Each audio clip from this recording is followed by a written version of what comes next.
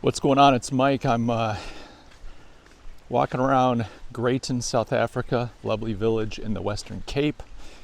We're here visiting my wife's family. My wife and I are here. We've been here on a little 3-week trip. I'd call it a vacation. It's rather exhausting in some ways. I've been working, I've been working while I'm here, putting in a few hours every day. Time-wise, we're off by about 7 hours. We're 7 hours ahead of the East Coast. So inevitably what ends up happening is during dinner, people request things like conference calls and email responses, which is fine. But it's been a really wonderful time. I want to talk just a moment about vision versus reality. I'm about to publish the second issue of the new Privateer, which is the print newsletter I launched at the beginning of this year for entrepreneurs. I've had a vision for this for years, quite frankly. I won't get into all the details. But as I've been rolling this thing out, like anything that is a bit of a work, a creative effort, a vision, it takes time to realize it. And it's rare that you realize it perfectly right out of the gate. I knew that it's going into this, that I was going to have to iterate, that it was going to take time to refine this concept.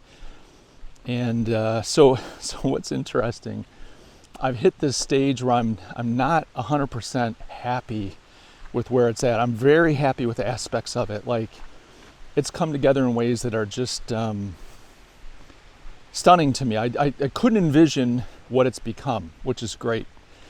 There are other aspects of it where I'm like, I think like the content's really good, but I think it can be so much better.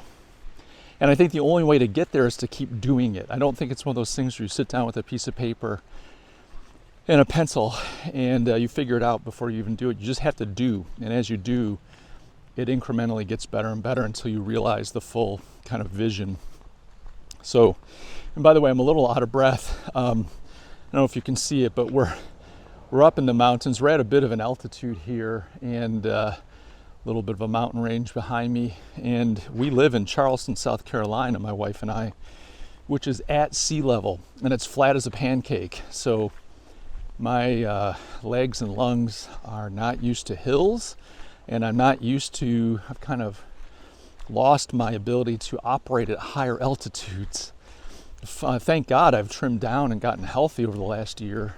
I couldn't imagine being overweight and trying to huff and puff around, but I'm a little out of breath. I apologize for that.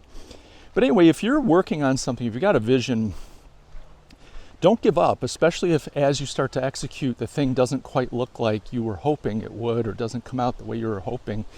When I was younger, if it didn't come out right initially, I would just give up. I just think, this thing sucks, I stink, I quit.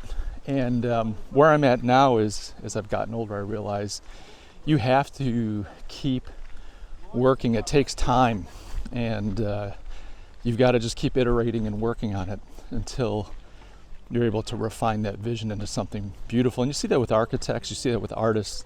They'll do all kinds of thumbnail sketches and iterations and whatnot to get to their final vision. Hello, how are you? Good. So if you're in the midst of a project and you're a little disheartened, discouraged, frustrated, hang in there. Often like the cliche, it's always darkest before the dawn, before the sun rises. Well, it's true. Hang in there, keep going. I think as long as you're doing something that's worthwhile, sometimes you have to pull the plug on a project because you realize this is a dumb project or it's the wrong direction, etc. That's okay. But if you're doing something that you're convinced is worthwhile, don't give up.